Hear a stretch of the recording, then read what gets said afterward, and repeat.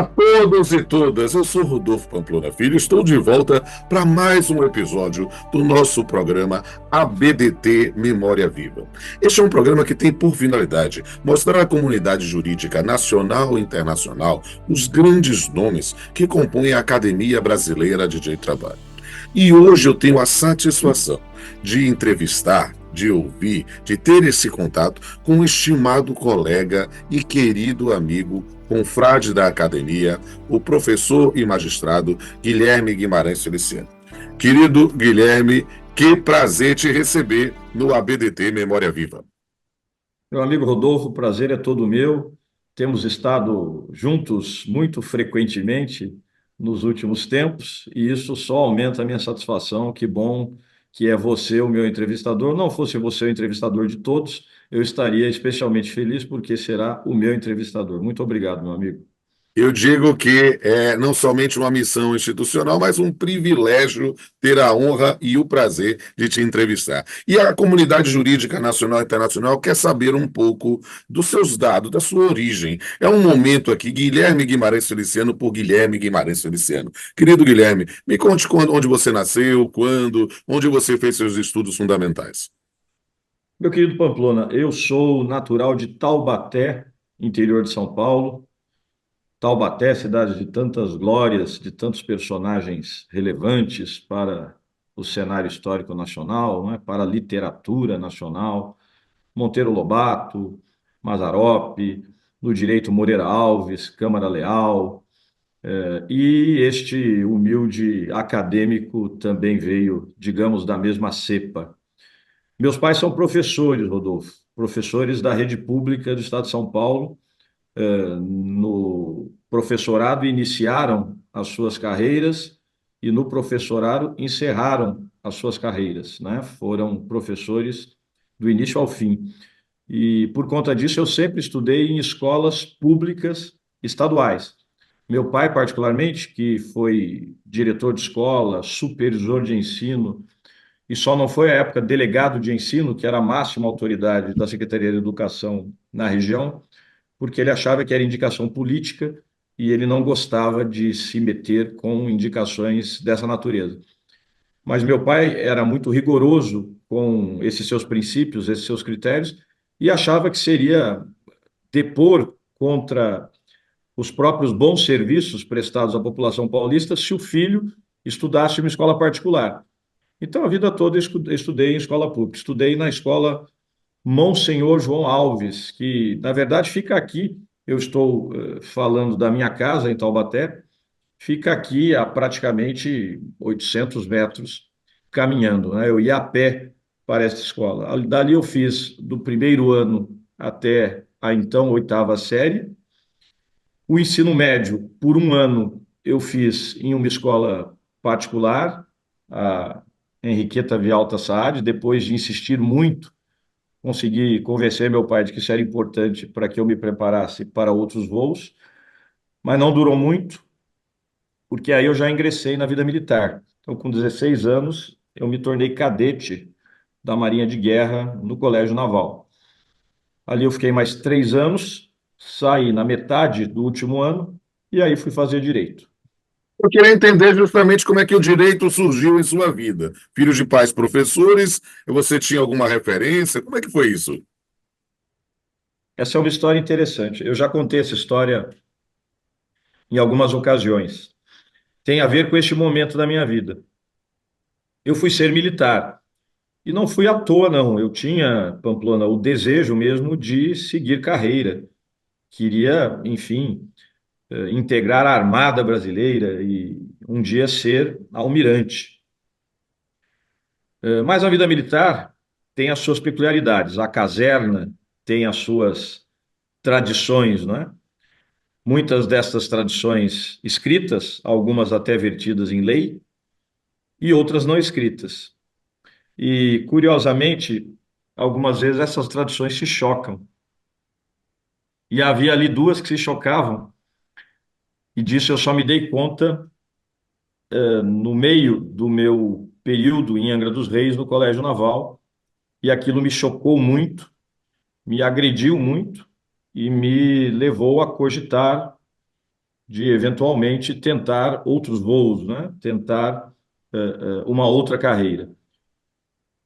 Para que o nosso espectador aí entenda, há na Marinha, no meio militar em geral, uma rígida regra de hierarquia, não é? A hierarquia é um princípio jurídico fundamental na caserna.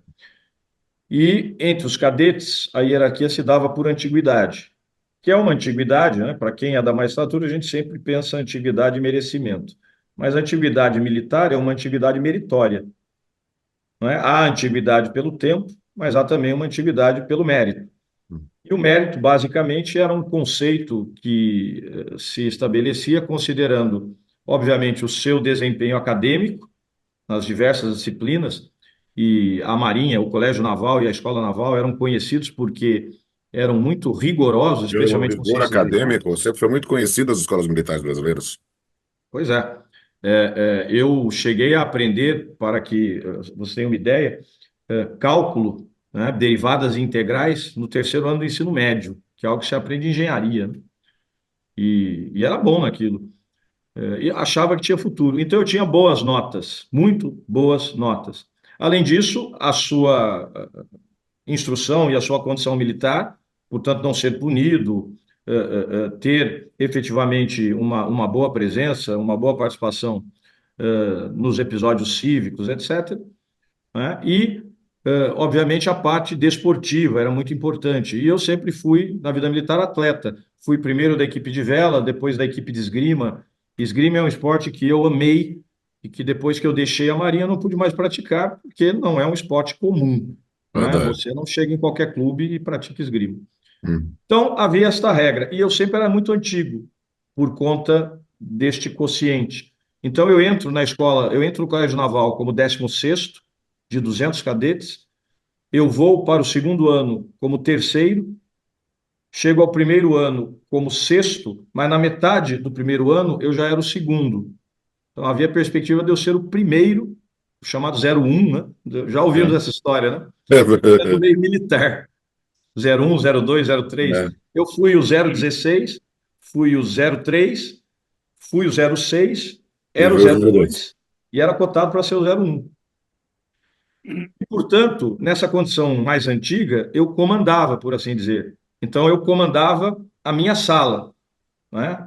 Os cadetes eram divididos em salas e eu comandava a minha sala, de tal maneira que toda a responsabilidade, inclusive pela ordem, me cabia. Bem, por outro lado, esta é a regra formal, é a regra aberta. Por outro lado, havia, Pamplona, uma regra não aberta, oculta, que você aprende logo no primeiro dia. Você nunca entrega o seu companheiro. É um elemento próprio de uma formação voltada para a guerra, né? Se você for capturado, você não vai entregar as posições das suas tropas, enfim, dos seus navios para o seu inimigo.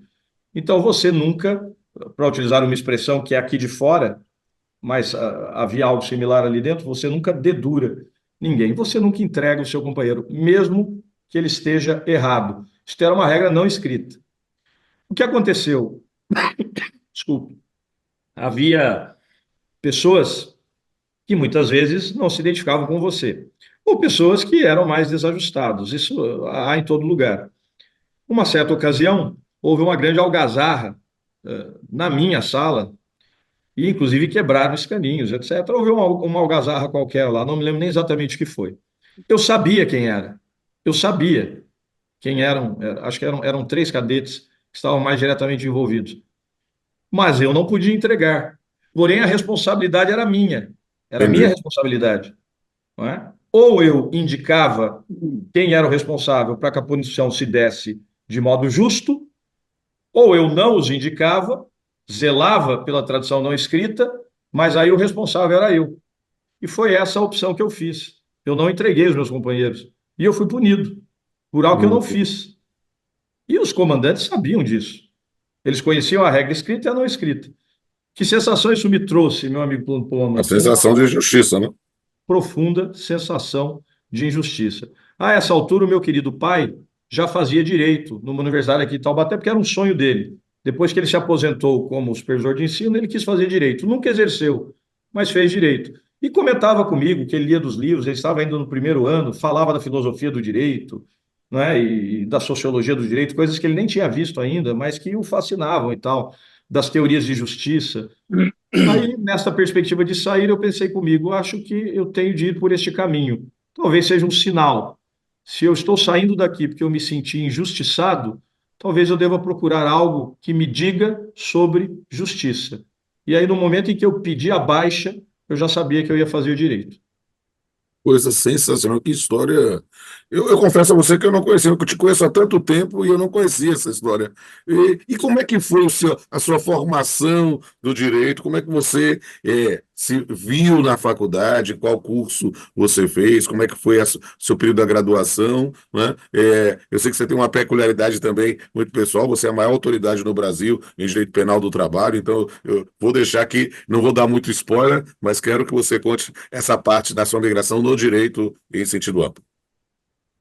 Veja, eu, quando ingresso por esta mesma tensão moral, digamos assim, que eu sofro no final da minha adolescência, eu também ingresso na faculdade já com a intenção de ser magistrado. Eu queria ser juiz. Desde a primeira semana, eu queria ser juiz. E ontem brincávamos, né? Somos ambos nerds. Você é muito mais do que eu, mas somos ambos nerds, gostamos de quadrinhos, gostamos de ficção científica, gostamos de filmes de terror, etc. Eu, além de nerd, era CDF. Eu sentava, nem sempre essas coisas convergem, mas é muito comum que convirjam. Sentar na primeira cadeira da fila do meio. Exatamente, no famoso gargarejo. Isso. E eu, por outro lado, tinha um prurido meu. No meio militar, eu me sustentava, eu ganhava um soldo, né, que era meio salário mínimo, uma porcaria, era um valor baixo, né, evidentemente, porque não éramos ainda profissionais militares, éramos militares em formação, né? Mas eu me sustentava com aquilo. Então, quando eu deixo o meio militar, eu não quero mais depender do meu pai. Até porque há aí um outro elemento, uma outra peculiaridade, Rodolfo, que é a seguinte: o meu pai não queria que eu deixasse o meio militar. Era também um sonho dele. Meu pai foi terceiro sargento, queria continuar, por razões diversas, ele teve que cuidar da família, enfim, não continuou, mas ele um pouco projetou isso em mim. Então, ele queria que eu continuasse. Ele fez tudo para que eu continuasse. E eu não continuei. Um belo dia, então, eu saio, era um período de férias no Colégio Naval, eu saio de Taubaté, vou até Angra dos Reis durante as férias, peço uma audiência com o capitão de mar e guerra, que então era o comandante do colégio, o comandante Volstein, até hoje eu me lembro, e digo a ele, vim pedir baixa. E ele ficou muito assustado, porque, como eu lhe disse, havia quem imaginasse que eu seria o comandante aluno na escola naval, o 01, e de repente eu estava lá pedindo baixa. Então, sem eu saber, ele liga para o meu pai e diz: Olha, o seu filho está aqui, está pedindo baixa, eu não tenho o que fazer. O senhor, eventualmente, é que tem que fazer alguma coisa. E o meu pai já sabia que eu tinha ido fazer isso. Então, o meu pai disse ao comandante: Não há nada a fazer. E eu pedi a baixa. Minha mãe conta que nesse dia o meu pai chorou e até coisa raríssima,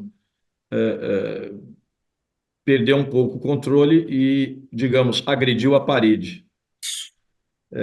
Então, isso depois eu soube, foi muito dolorido para mim.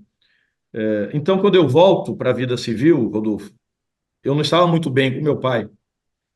E aí eu não ia jamais pedir para que ele me sustentasse de novo. Eu tinha que trabalhar. Eu entro na faculdade, precisava me sustentar. A primeira coisa que eu faço é procurar uma casa do estudante. Não havia vaga na casa do estudante de direito, na famosa casa do estudante da Avenida São João. Eu fui para uma tal casa do estudante politécnico, fica atrás da FATEC, ali na Luz, e que era um lugar terrível. Não sei como é hoje, mas era um lugar terrível. E fiquei ali morando com um chileno que fazia tanto a FATEC quanto a Poli. Fiquei por pouco tempo, depois consegui ir para casa do estudante. Comecei a vender seguros e eu era um sucesso, viu, Pampona? Vendia seguro saúde, fiquei 2 meses lá, ia no Jardim, Jardim Europa, Jardim América, levava o panfleto, não vendi um. 2 meses, eu não vendi um. Foi para mim um outro sinal na minha vida. Você não deve ser vendedor, você vende mal, né? Então, e aí comecei a fazer concurso público e passei. Então, a minha vida toda, os meus 5 anos na faculdade, eu trabalhei e estudei. E sempre como funcionário público. Eu fui auxiliar administrativo de saúde no pronto-socorro noturno, 12 por 36 do Hospital do Campo Limpo, fica lá na periferia, depois da estrada do Emboimirim, depois de Santo Amaro. Eu fazia ali o plantão e nós fazíamos ali toda a recepção das pessoas que entravam, né? Depois eu fui policial civil, fui escrivão de polícia no DEIC, né, quarta Delegacia de Combate às Fraudes contra Seguros e Afins. Querido doutor Ubiracira era o delegado, um abraço para ele. Depois eu fui auxiliar judiciário na 18ª Vara Civil da Justiça Federal, na Paulista. Aí minha vida começou a melhorar. Uhum. Eu estava em Campo Limpo, agora eu já É, estava na na Paulista. Avenida Paulista, olha só. Na Avenida Paulista. Com quantos Depois fui anos? oficial de justiça no Instituto Tribunal Alçada Criminal. Aí você já começa a ver como é que o crime entrou na minha vida, É verdade. como é que o direito penal entrou. Fui oficial de justiça no Alçada Criminal e essa era a condição, era a minha condição profissional quando eu ingressei na magistratura do trabalho. Hum, E, do ponto de vista acadêmico, como eu disse, eu era um CDF. hum, Então, embora eu trabalhasse, eu tinha comigo que eu precisava passar na magistratura, precisava passar logo e passei muito cedo, hum. né? Eu, quando ingressei, fui o juiz mais novo da minha época. Eu ingressei, se não me engano, com 22 anos na magistratura do trabalho. É mais novo do que eu. Eu fui com 23 e já era algo estranho aqui. Eu fui com 23 em 95. Você, Pois é. com 22 anos, realmente é um fenômeno. Só que em 96, eu acho. Não, É, 97. Eu ingressei em 97. 97. É, eu E sou mais nesse velho sim, que ti. Eu sou, você vê pela minha barba aqui. Mas eu queria entender como é que. Eu já vi o direito surgindo em sua vida e vejo o direito penal, mas eu queria saber como é que o direito do trabalho surgiu na sua vida. isso é interessante também. Tem a ver com as ambições humanas, tem a ver com as fragilidades do espírito e tem a ver com um acadêmico que já presidiu a nossa ABDT. Eu fui aluno, Pamplona, de nada mais, nada menos que Otávio Bueno Magano, Amaury Mascaro Nascimento e Nelson Manrich. Os três foram meus professores no Largo São Francisco. Nelson Manrich era um professor também muito rigoroso, muito sério, até sisudo, mas muito cioso enfim, da sua docência e dos seus discentes. Eu me lembro até hoje que houve uma ocasião em que ele organizou seminários. Também não me lembro nem o tema. E eu me voluntariei para um seminário e fiz o seminário. Durante o seminário, alguns alunos fizeram uma baguncinha lá no fundo e começaram a fazer algum gracejo, alguma coisa qualquer lá. Entre eles, o professor Manrich para a aula e com aquela voz grave, né? Ele não se dirige aos alunos, se dirige ao universo É. e diz o seguinte: e chama atenção que um colega de vocês está aqui na frente fazendo uma exposição brilhante e alguns dos demais alunos estão se perdendo em devaneios sobre assuntos que não nos dizem respeito. E foi aquele silêncio. E eu me senti, Pamplona, O brilhante, você estava especialmente. usando brilhante, né? Não sei nem se estava brilhante, mas naquele momento eu me senti O uma máximo. estrela de primeira grandeza, prestes, sabe, a desabar sobre si mesmo e virar um buraco negro. Para mim, foi um elogio imenso. É. Fora que, a bem dizer, ele estava me defendendo É. contra pessoas que não queriam, enfim, permitir Uhum. que o meu seminário transcorresse tranquilamente. E isso me marcou muito. Então, comecei a prestar muita atenção nas coisas que o professor Manrich dizia, fazia. Em uma outra ocasião, ele falou, ele já, a disciplina já era processo do trabalho, e ele falou da magistratura do trabalho. Eu queria ser juiz, mas eu não tinha clareza ainda sobre qual ramo eu seguiria, né? E ele disse nessa ocasião: não, a magistratura do trabalho merece uma especial atenção dos senhores. Em primeiro lugar, porque ela resolve conflitos ah, em largas pinceladas, digamos assim, a expressão é minha. Ele que se referia aos conflitos coletivos, não Uhum. é? Em segundo lugar, porque ela é melhor remunerada que as outras magistraturas. Na época era mesmo. É. E aquilo, por isso que eu lhe disse, tem a ver com as ambições humanas. Eu falei, poxa, mas então eu posso, inclusive, ser um juiz da União, não um juiz estadual, um juiz da União, e posso ganhar mais do que os outros. Uhum. E me fixei nisto. E fui seguindo. O quinto ano no Largo São Francisco era um quinto ano especializado. Você escolhia direito penal, direito público, direito do trabalho, área livre. Por conta dessas coisas e de outras coisas que eu tinha visto, inclusive muitas injustiças envolvendo pessoas próximas de mim, em relação ao contrato de trabalho, pessoas que mantinham vínculos de emprego, etc. Situações de assédio muito sérias que eu testemunhei, numa época em que não se falava ainda em assédio moral, mas ele acontecia, era useiro e vezeiro, especialmente, enfim, ali no centro de São Paulo, era muito comum você ver um empregador destratar absurdamente o seu empregado e insistentemente, você ia duas, três vezes, era sempre aquele destratado. Aquelas coisas foram me impressionando e eu fiz o quinto ano em Direito do Trabalho. E aí eu me apaixonei de vez. Me apaixonei porque, no final das contas, era mesmo quase que, para lembrar a música do nosso bom e velho rock and roll, né? A ovelha negra da família, né? Fica aqui a minha homenagem A Rita Lee. à Rita Lee e as minhas escusas se essa expressão hoje já não é politicamente correta, É, mas é uma exato. expressão que ela usa na música, A canção. né? A sala do quinto ano de Direito do Trabalho era assim, tinha ali uns 8 gatos pingados, eram duas turmas pela manhã, tinha uns 8 gatos pingados, né? E muita gente que estava no sexto ano, porque podia fazer o sexto ano, quem quisesse. Mas o Hum, sexto ano tinha que ser em alguma especialidade que não tivesse muita procura. Era sempre direito de trabalho. Então entendi. tinha vários sextos anistas, havia vários sextos anistas, e nós, né? A turma era maior, mas os que iam mesmo eram esses 8 e tal. Exato. Alguns são meus colegas hoje, juízes do trabalho, né? E ali eu vi, bom, é por aqui que eu tenho que ir, né? Aqui precisa de reforço. É, Eu preciso engrossar estas fileiras. é, Mas também gostava do direito penal, amava o direito penal. Eu brinco que eu saio da faculdade com duas meninas dos olhos, como é. todo mundo, mas cada uma de uma cor, né? Direito penal, direito do trabalho. No final das contas, eu fui fazer pós-graduação, doutorado em direito penal, e durante essa pós-graduação, já no primeiro ano, no primeiro semestre, eu era juiz do trabalho. Eu fiz concursos também na área penal, né? Fiz para o Ministério Público do Paraná Hum, e cheguei até o oral. Só que quando eu chego no oral, eu já estava nomeado na 15ª região como juiz do trabalho. Aí não fiz mais, aí não segui, né? Mas eu poderia ter sido, sei lá, um promotor da Lava Jato, olha aí. Ah, não, não, acho que você seria muito melhor do que isso.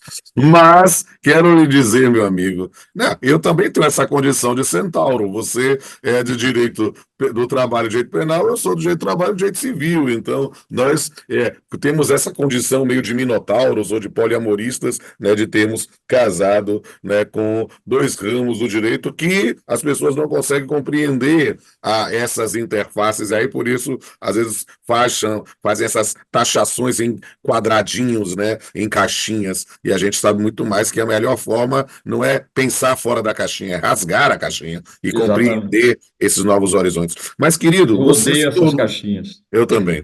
Você se tornou magistrado nos anos 90, na segunda metade da década de 90, e fez uma carreira brilhante, né? Você se tornou, eu queria que você falasse um pouco sobre isso, né? Porque você não é simplesmente um juiz do trabalho, como eu sou há 29 anos. Não, você, agora 30, né? É, você se tornou um líder associativo, um líder da magistratura e tornou-se também uma referência numa atuação no CNJ. Eu queria saber, falasse um pouco sobre isso. Essa, na verdade, são duas situações, em vários sentidos até opostas, né? São condições Uhum, antípodas, talvez. Mas a pergunta é ótima também. Aliás, todas as suas perguntas estão especialmente inspiradas, pelo menos no que me diz respeito, uhum. porque isso é muito curioso. Eu ingressei como o primeiro do meu concurso, né? Fui o primeiro colocado. E aí eu queria vir aqui para o Vale do Paraíba. Demorou um pouquinho. Fiquei em Campinas. Na época tinha mutirão em primeiro grau, fiz mutirão em vários lugares e tal. E finalmente surge uma vaga aqui no Vale do Paraíba e eu venho para essa vaga. Mas eu sempre fui, Pamplona, como o meu pai, né? Veja que eu sempre tenho o meu pai como uma referência aí, Referência. às vezes até não consciente, Né? para as coisas da minha vida. Eu era um pouco avesso à política. Você lembra que eu falei que o meu pai não quis ser delegado de Sim, ensino, sim. que era indicação política na época. Eu era meio avesso. Tanto é que eu não fui do 11 de agosto, famoso centro acadêmico lá do Largo São Francisco, não frequentava as atividades políticas. Eu não fui na marcha na marcha anticolor lá, né, que houve. Eu estava na faculdade, a marcha saiu do Largo, passou pelo Largo, né? Você se lembra quando o Collor pediu saiam de verde e Sim. amarelo, né? E os caras pintadas saíram com as caras pintadas de verde e amarela, mas de preto, né? E eu não fui, porque eu achava que, na verdade, aquilo era massa de manobra do outro lado, da oposição. Eu não participava de nada. A minha realidade era estudar, como a gente falou na resposta anterior. Eu trabalhava, geralmente à tarde e à noite, né? No hospital à noite, 12 por 36 ou então à tarde. Eu fazia no hospital 12 por 36 noturno. E depois ia para a faculdade, sempre cursei de manhã, fazia curso de idiomas e ainda estudava para concurso. Desde o segundo ano eu já começava a estudar, me preparando para ser juiz. E como é que eu estudava? Eu acordava de madrugada, pelo menos 3 ou 4 horas de madrugada eu ficava estudando para me preparar, né? Nessa época, no finalzinho desse período, na verdade, eu tive o meu filho, né? E a mãe dele era quem me ajudava muito. Minha querida Sandra me jogava água, a meu pedido, jogava água para que eu levantasse às vezes 4, 4:30 da manhã. Ela, tadinha, voltava a dormir e eu ficava estudando, né? Uhum. Então, era essa a minha vida, era uma vida, por assim dizer, de sacrifício, de privações, etc. Quando eu ingresso na magistratura, eu vou muito preparado, tanto que eu ingresso em primeiro lugar, sem cursinho praticamente. Fiz 6 meses de Damásio só para não me pesar a consciência, mas praticamente sem cursinho. E muito avesso à política, até porque eu não tive tempo para isto. Minha história era estudar e trabalhar. E na magistratura eu ingresso assim também. E aí eles me colocam logo na AMATRA, que é a Associação dos Magistrados do Trabalho, né? A AMATRA 15 é nossa. Falavam que era importante, que eu poderia ter problemas de prerrogativas, eventualmente, a AMATRA me defenderia. Fato, isso aconteceu, já chego lá. Mas eu via, aí me colocaram numa lista de e-mail na época, eu vi uma série de debates políticos, né? Estatuto de Desarmamento, que era o assunto da época, e outras coisas. E eu não me metia com isso, não me metia.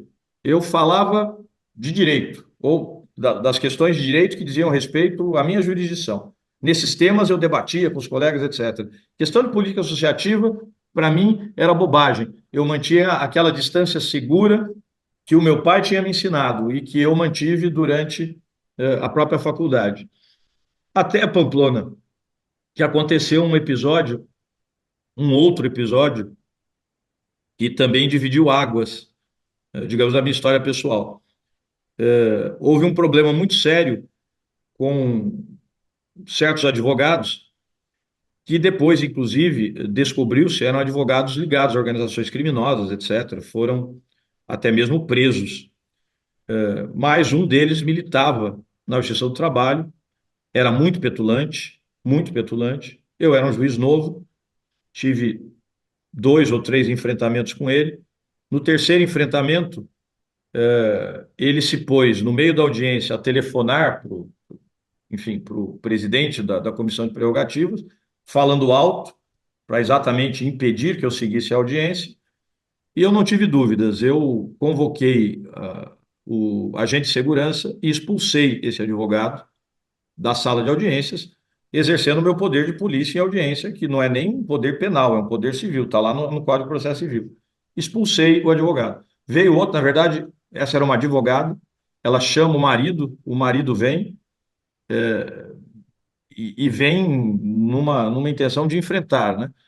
Ofende o agente de segurança, faz menção de agredi-lo, eu tenho de convocar força policial, né? E depois tudo isso se resolve, muito bem, eu preservei minha autoridade, ok, mas houve um grande acaso do destino aí. O corregedor está, isso foi em São José dos Campos, e o corregedor estava lá. E o corregedor, me permita, Pamplona, dizer isso também com toda clareza, eu sou muito transparente, era uma pessoa problemática. Esse corregedor também depois foi preso no Rio de Janeiro por uma operação envolvendo crime organizado. Ele já não está mais entre nós, partiu. Uhum. Mas foi, quem viveu a 15ª sabe o quão complicado ele Sim. foi. E ele viu nesta minha situação, eu, um juiz novo, substituto, não tinha acho que nem 2 anos de carreira, a chance dele ganhar a imprensa. E, de fato, ele chamou a imprensa, um fato que era um fato pequeno, ele falou para a imprensa como se fosse um fato gigantesco, e aí chamou o advogado o ofendeu, o advogado, nesse momento, esse advogado que depois seria preso também por desviar dinheiro dos sindicatos bancários, ele ofende o corregedor com o dedo em riste, o corregedor se acovarda e aí me chama, assim, numa situação em que a Justiça do Trabalho, a meu ver, ali já estava humilhada. Ele me chama e diz: olha, é o seguinte, eu tentei conversar, não houve o que fazer, o senhor tem que sair daqui. Eu falei, mas eu não vou sair daqui, eu cumpri a minha função, garanti a realização da audiência, agi conforme a lei, não cometi nenhum excesso, não dei voz de prisão, porque o desacato não admitiria a voz de prisão, falamos disso ontem, né? Eu simplesmente garanti a ordem e a audiência, apenas retirando o advogado da sala. Não há razão para que eu saia daqui. Ah, mas se o senhor não sair, eu retiro o senhor daqui. Então o senhor me tire daqui. Vai ser um ato do senhor, não uma decisão minha. Corregedor. O corregedor. Que absurdo. E ele de fato me tira. Me manda para Jacareí. Conversa com a presidência à época e eu sou redesignado, vice substituto, né? Sou Entendi isso. redesignado para Jacareí. E esse advogado, Pamplona, ele ameaça o corregedor e ameaça a mim, na frente do corregedor. Eu não estava, mas ele ameaça a mim na frente do corregedor. E, diante disso, nesta conversa, o corregedor me diz: olha, o advogado, inclusive, o ameaçou. O que o senhor vai fazer?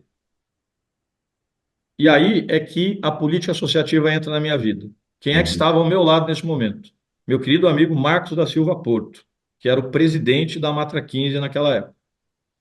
Ele já estava conversando comigo, ele estava comigo neste momento. Eu digo: olha, corregedor, eu vou entrar com as ações judiciais, vou processá-los, né, como houve ofensas, por calúnia, por difamação, por injúria, também por danos morais. É isso que eu vou fazer.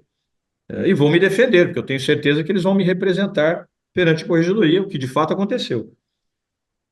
E aí ele me interrompe e diz: olha, eu não entendo nada disso, não. O que o senhor precisa é de uma arma. O senhor tem uma arma? Se o senhor não tem, eu lhe empresto uma. O corregedor diz isto para um juiz substituto, não tinha 2 anos de carreira.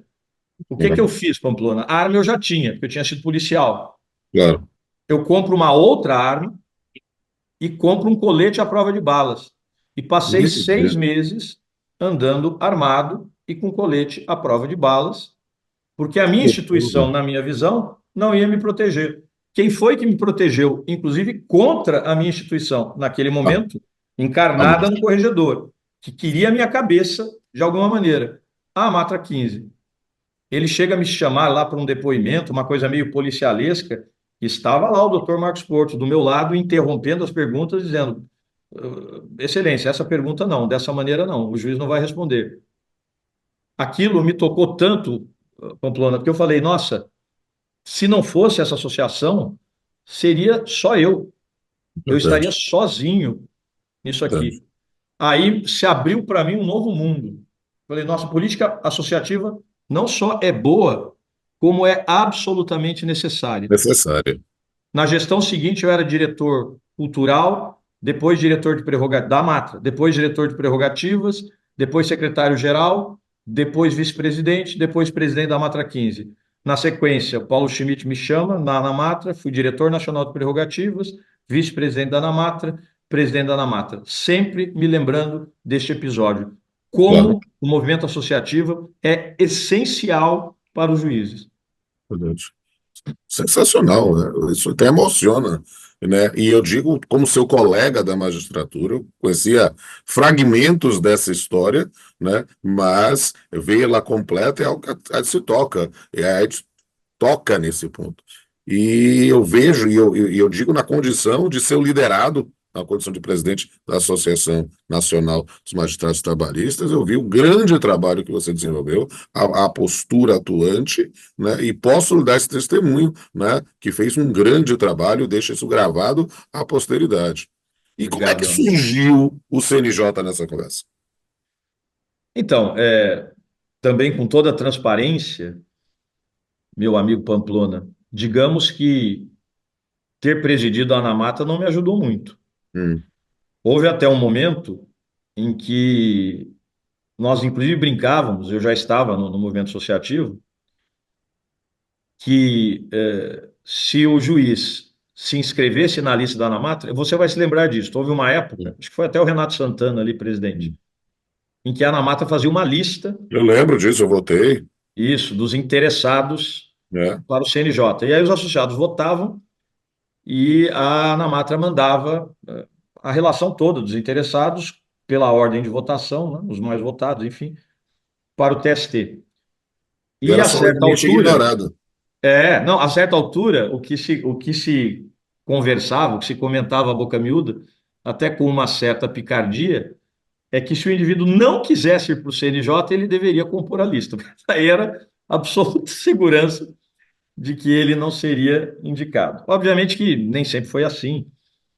O primeiro, justiça seja feita, o primeiro nome da magistratura do trabalho de primeiro grau no CNJ era uma liderança associativa, era o Paulo O Schmidt, Schmidt.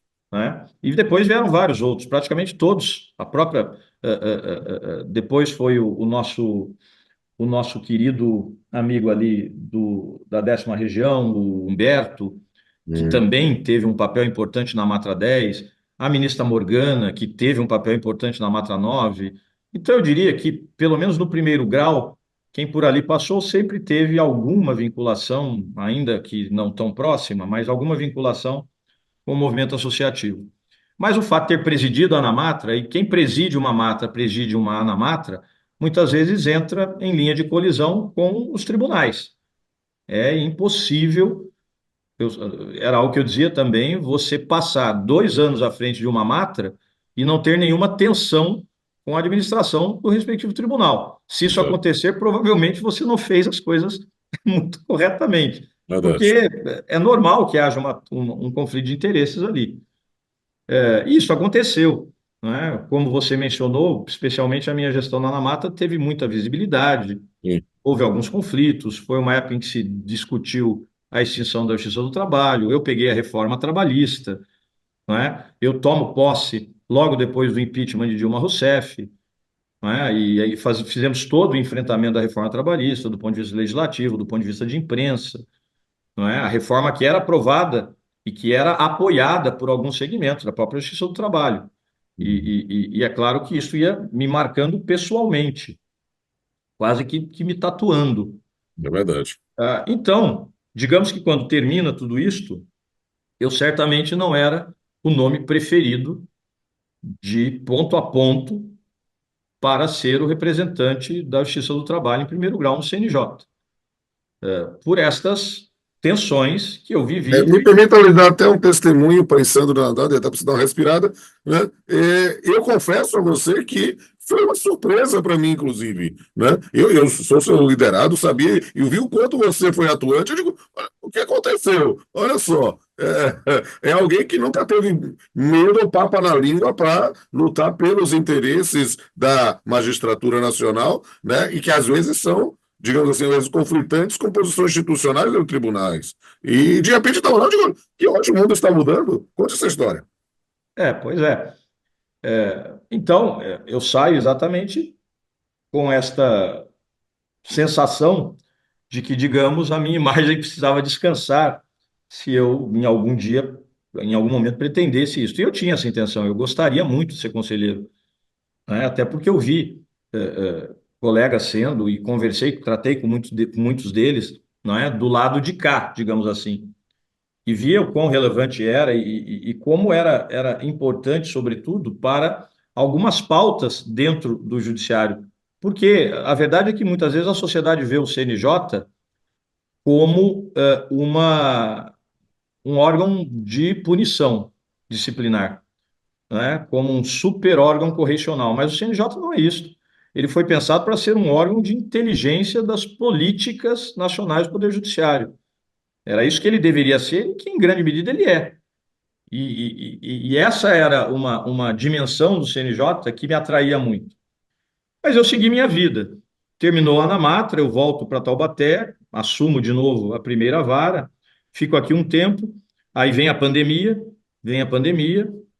continuo à frente da primeira vara agora online.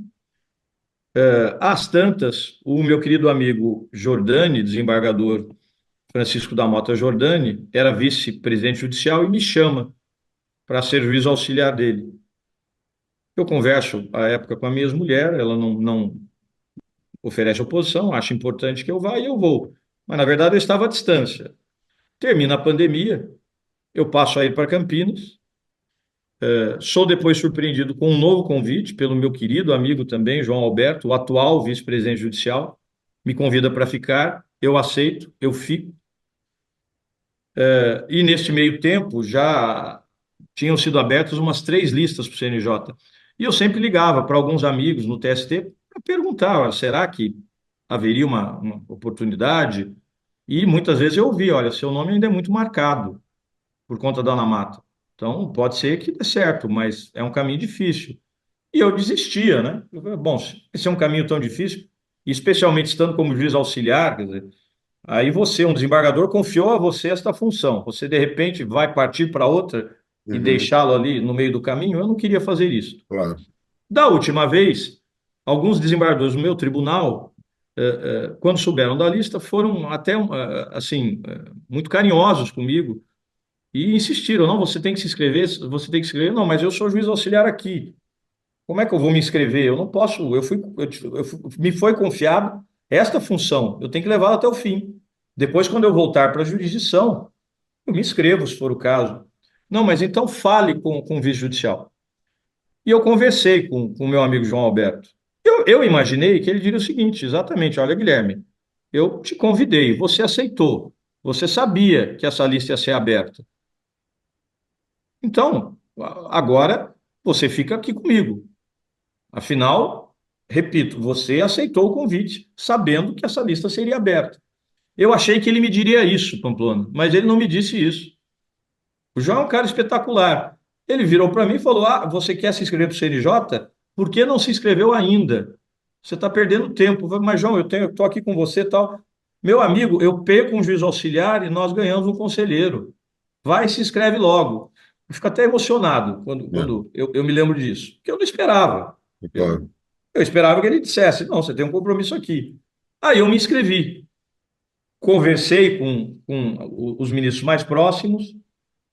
Alguns deles me apoiaram muito, eu não vou dar nomes aqui, me Claro. apoiaram muito, mas eu falei com todos, com todo respeito, me apresentei, até aqueles que eu sabia que absolutamente não votariam em mim, que a última pessoa na face da terra em que eles votariam Uhum. seria em mim. Mas eu fui lá, falei, e todos, sem exceção, me receberam muito bem, com lhaneza, com gentileza, não houve uma conversa tensa, não houve uma conversa mal educada. E eu fiquei esperando, né? Este momento se resolve entre eles, eles votam, né? E no final das contas eu sou também como você, de certa maneira, surpreendido com o fato que no final o meu nome havia sido escolhido. Eu até, Pamplona, tinha a intenção, falei isso ao João Alberto, de, na verdade, me candidatar para a seguinte. Eu achava que eu teria mais chances na seguinte, porque daí eu já não seria mais juiz auxiliar, enfim, os ministros já me conheceriam, já saberiam do meu interesse e talvez eu tivesse uma chance melhor. E talvez eu conseguisse me organizar melhor para fazer as visitas, para conversar com os ministros, porque foi tudo muito corrido. mas eles me honraram com essa indicação já na primeira vez. E aí cá estou eu. É claro que eu disse a cada um deles, e tenho que dizer isso também aqui, com toda franqueza, que há uma diferença imensa entre ser presidente de uma associação e conselheiro do CNJ. É diferente, não é? É claro que as minhas convicções, os meus princípios, a minha cosmovisão é a mesma, mas é evidente também que a minha função é outra. Sim, Há claro. coisas que eu defenderia como presidente da associação, que eu tinha de defender, porque era um mandato.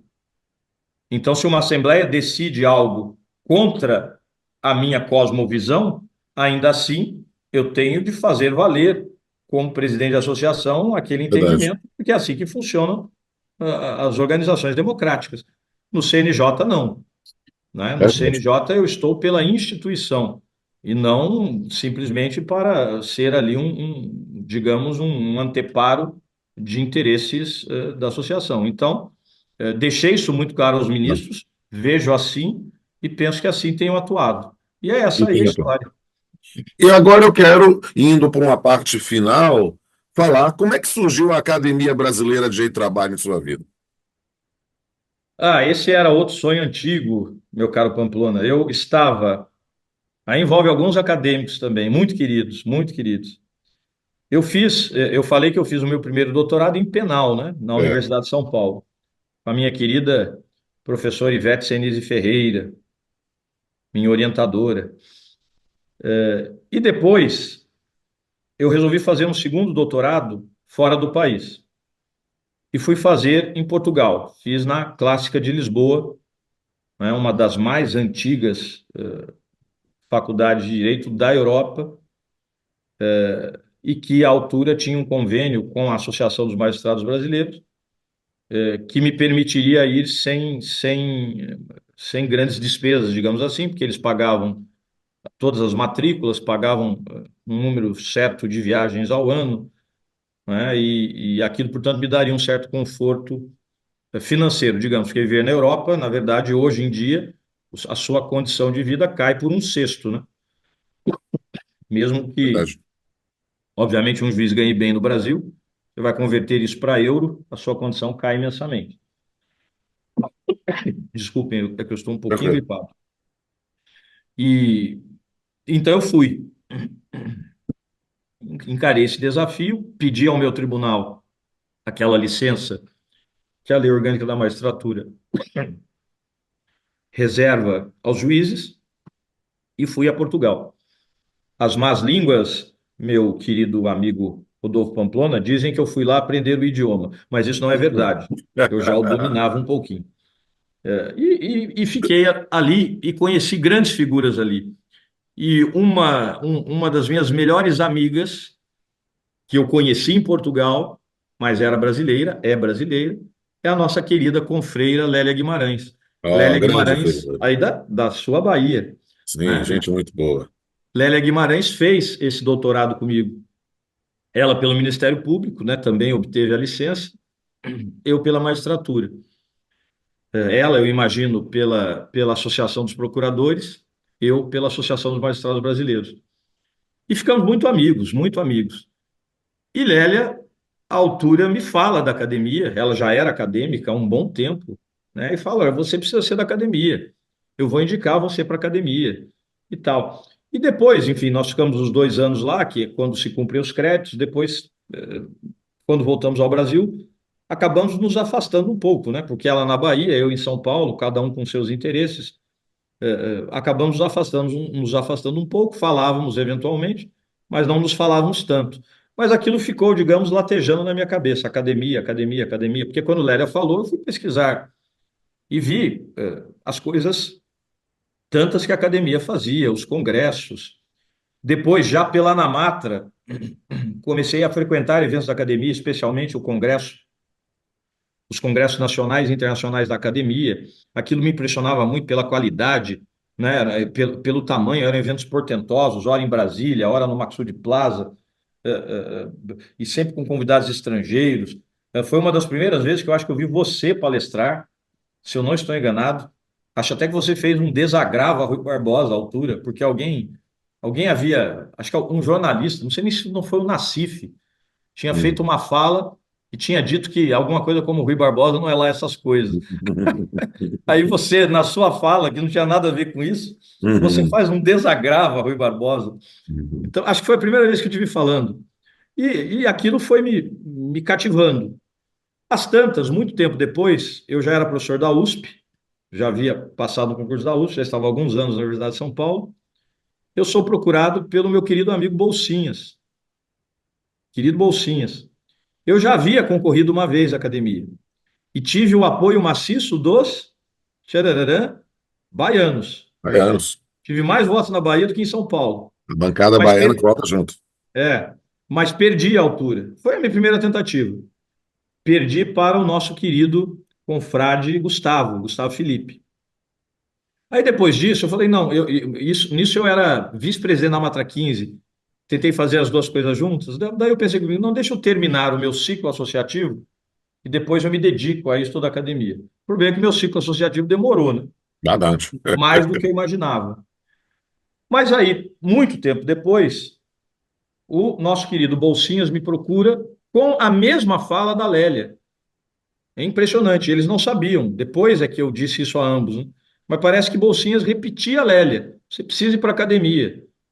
Eu quero apresentar o teu nome à academia e tal. Mas quando ele vai falar comigo, eu ainda estava na Anamatra, eu acho que era presidente. Falei, Bolsinhas, eu quero, mas agora não. Eu preciso me dedicar ao movimento associativo, porque senão não farei bem nem uma coisa nem outra. Ele ficou muito frustrado, mas entendeu. Ele já era casado também com a nossa querida confreira Lorena, né? Mas Lorena não era acadêmica ainda. E depois que eu saí, deixei a Anamatra, aí eu procurei Bolsinhas e falei, Bolsinhas, acho que agora esse é o momento. Aí nós conversamos longamente, eu fui a São Paulo, ele me disse, você precisa falar com algumas pessoas, algumas que terão condições de talvez guiá-lo até com mais segurança por esse caminho, porque ele dizia, as coisas agora não são como no meu momento, isto varia muito, não é? E você precisa ter uma mão forte te levando. Fale com Sérgio Torres, nosso querido colega, nosso querido confrade Sérgio Torres. Falei com Sérgio Torres. Sérgio Torres já tinha alguns compromissos, mas, para minha sorte, as pessoas com as quais ele tinha compromisso ou terminaram desistindo naquela ocasião, ou por alguma razão ele terminou não as apoiando. Mas isto num segundo momento, porque no primeiro momento ele tinha um compromisso, sim, até recuperando melhor, e aí foi um tour de force, né? Porque Bolsinhas me apoiou por um lado e me apoiou imensamente, contato com vários acadêmicos, e Sérgio, que embora tivesse uma imensa simpatia, ele me disse pela minha candidatura, tinha um outro compromisso. E Sérgio, e também pelos méritos desse nosso querido confrade também, que é o meu caríssimo amigo Paulo Regis, levou a melhor, né? Teve mais votos e pela segunda vez eu não ingressei. Aí na terceira vez, tanto Bolsinhas quanto Sérgio me deram franco apoio, me auxiliaram. Falei com praticamente todos os acadêmicos, tive a intercessão deles, outros tantos me apoiaram, tive o apoio maciço da Bahia, o apoio do professor Rodrigues Pinto, e aí ingressei finalmente na terceira vez. Essa foi a Maravilha. história da academia na minha vida. Foi E a no canto da academia, sereia que eu ouvi lá em Águas Lisboetas, né, lá na ponte que liga Lisboa ao Alentejo, que eu né? vim amadurecendo. Tentei uma vez, na segunda vez com mais segurança e na terceira com o apoio de grandes confrades, grandes confreiras da academia, eu finalmente ingressei. Tenho muita alegria, muito orgulho por isso. E eu vou brincar com a confreira Lélia, dizendo que entre as inúmeras qualidades dela, ela é também sereia, porque é ela que despertou esse canto. E a É, academia ficou e fica muito honrado de ter um confrade da sua história, do seu conhecimento, do seu talento e do seu compromisso. E agora a gente precisa ir para a pergunta final. A pergunta final, quem está acompanhando a gente nessa transmissão sabe, né, e já tem noção da experiência que você tem, da vivência que você tem na área do direito, na área do direito do trabalho, na área da magistratura e na Academia Brasileira de Trabalho. Então, perguntando ao confrade Guilherme Guimarães Feliciano, quais são, na sua visão, as perspectivas hoje para o direito e o direito do trabalho no Brasil ou no mundo? Porque vivemos sempre parece não deixamos de viver em momento algum nesses últimos 30 anos, né? Mais um período de crise ou de reflexão ou de transição ou de novas perspectivas. A palavra é sua para suas considerações finais dentro dessa linha. Obrigado, Pamplona. Então, eu já começo o início da minha última resposta, agradecendo a você por essa entrevista também tão atenciosa, tão carinhosa mesmo comigo. E é muito bom estar com um amigo, que eu acho que a gente aqui papeou, né, para fazer aí uma, uma prosódia É, com o seu papiando com programa. conteúdo. A gente papeou, foi uma conversa de amigos aqui e foi muito gostoso para mim, porque me fez resgatar algumas coisas que são valiosas para mim também. E às vezes a gente esquece, e a gente precisa, vez por outra, fazer isso vir à tona para que você entenda por que você é, o que você é e muitas vezes o que você precisa ser ainda. Então foi muito importante para mim, obrigado. O Eu que direito do agradeço. trabalho está em crise, né? Desde que eu me conheço por gente, é impressionante. É o que você falou, né? Desde que eu começo a estudar direito do trabalho, era a história do direito do trabalho em crise. Todo congresso, o tema era o direito do trabalho em crise. Talvez, de fato, o direito do trabalho esteja sempre em crise, porque de todos os ramos dogmáticos do direito, é aquele, né, numa visão bem lumaniana, é aquele mais sensível no subsistema do direito ao ambiente ou aos outros subsistemas, especialmente ao subsistema da política e ao subsistema da economia, né? Ele é muito sensível, a membrana é muito permeável. Eu gosto muito de dizer isso aos alunos, né? Nós pensamos em direito civil, sua especialidade, pensamos no direito de propriedade, né?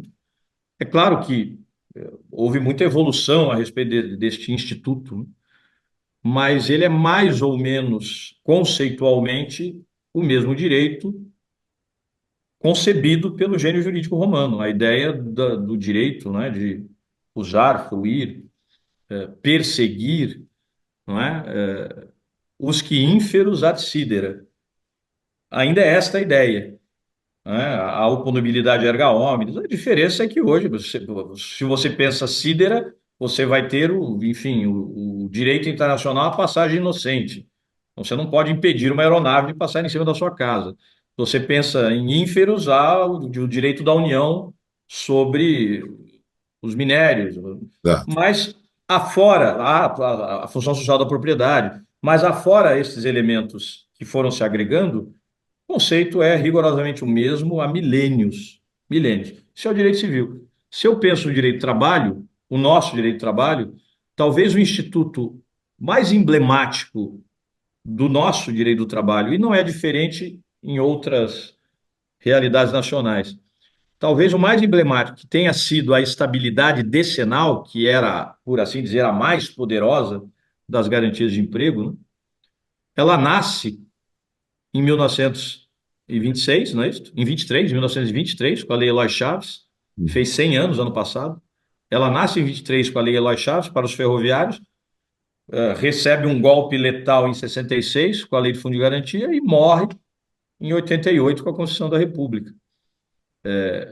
O direito do trabalho é muito cambiante e, como eu dizia, ele é muito sensível a essas mudanças. E como o capitalismo, o modo capitalista de produção, ele se caracteriza por crises cíclicas, todos seus estudiosos dizem isto, o direito do trabalho também vive em crise. Ele acompanha, de novo, nesta lógica lumaniana, o que acontece no seu entorno. Ele não consegue resistir a isso. E se é assim, eu diria até mesmo que estas crises são positivas, ou têm uma dimensão positiva. O que nós precisamos é compreender isto, e aí tentar nadar na direção da corrente, mas mantendo a integridade da nau, para lembrar um pouquinho dos meus tempos de marinha, Uhum. não é? Eu vou manter o curso a boreste, mas eu vou fazer isto sabendo que, de todo modo, eu chegarei ao mesmo porto seguro.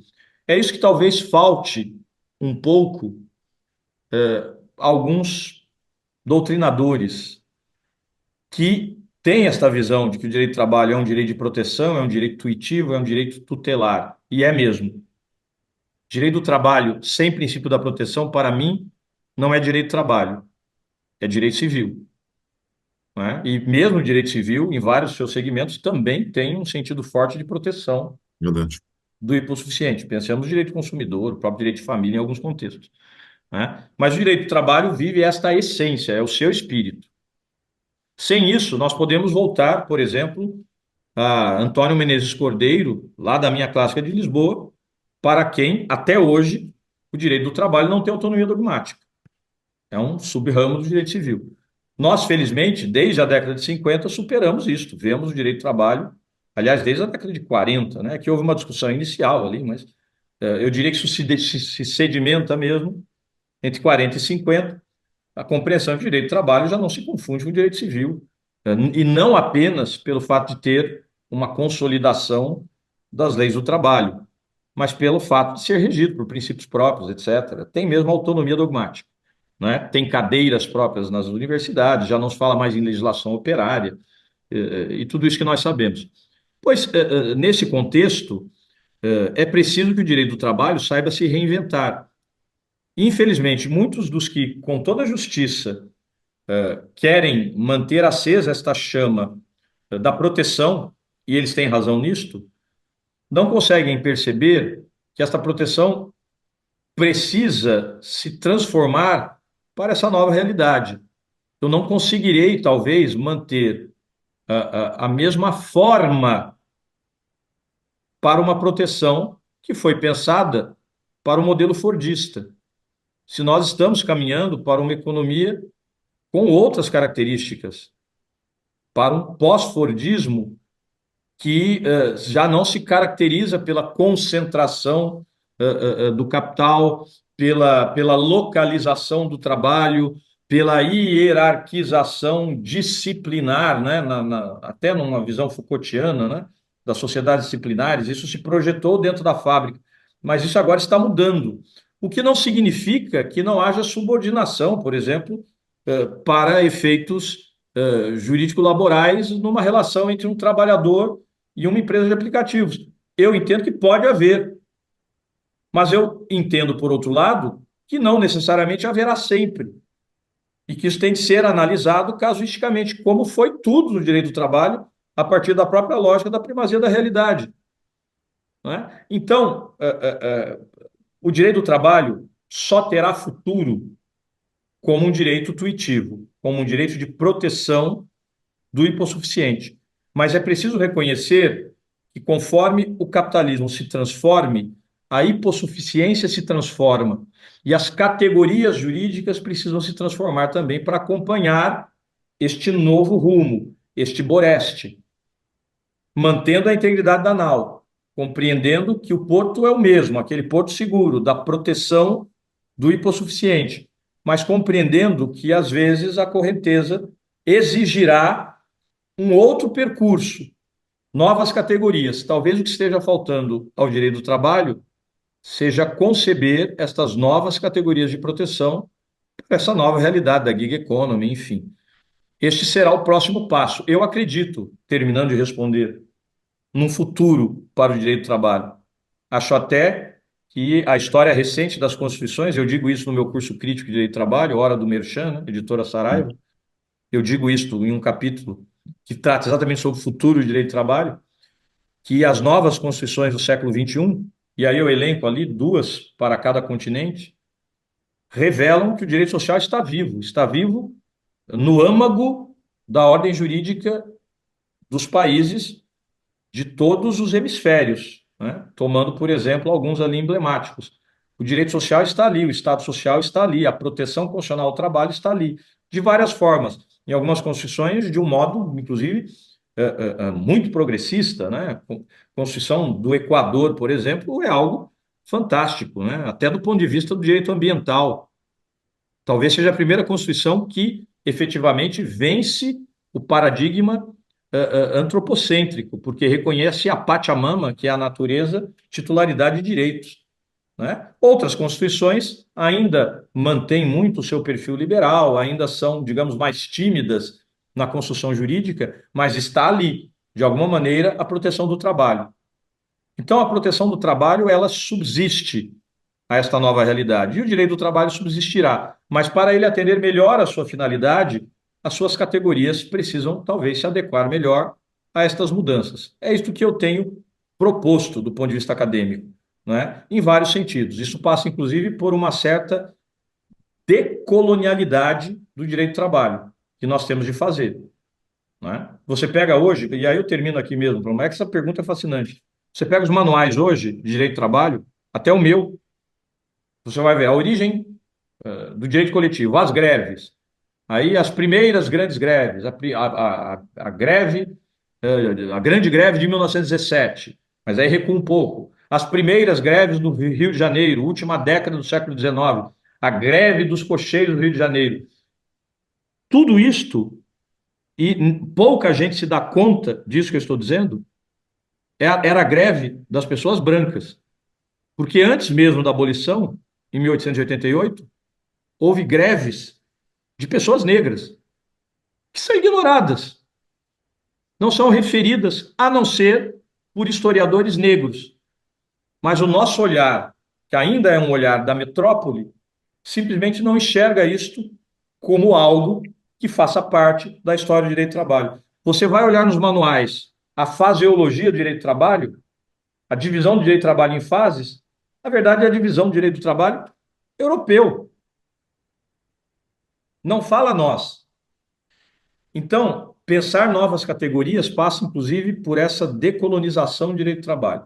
É um primeiro passo e um rumo que eu acho importante nessa direção. Mas há futuro para o direito do trabalho, há futuro para a magistratura do trabalho, desde que os novos juízes do trabalho compreendam que o que eles têm a oferecer à sociedade não é a sua capacidade mnemônica, não é o seu raciocínio lógico cartesiano. Isso a inteligência artificial fará melhor do que qualquer ser humano. O que este novo juiz do trabalho tem a oferecer para a sociedade civil é a sua sensibilidade e a sua criatividade. Esse é o nosso futuro. Amém, que aula. Meus amigos e minhas amigas, vocês tiveram a honra, o prazer, o privilégio de ouvir o nosso colega, confrade, magistrado, professor e meu amigo Guilherme Guimarães Feliciano. Este foi mais um episódio do ABDT Memória Viva. Conheça todos os perfis dos nossos confrades e confreiras nas nossas playlists, seja no YouTube, seja no Instagram, seja nos podcasts, e tenha a oportunidade de conhecer todo o brilho da Academia Brasileira de Direito do Trabalho. Até a próxima.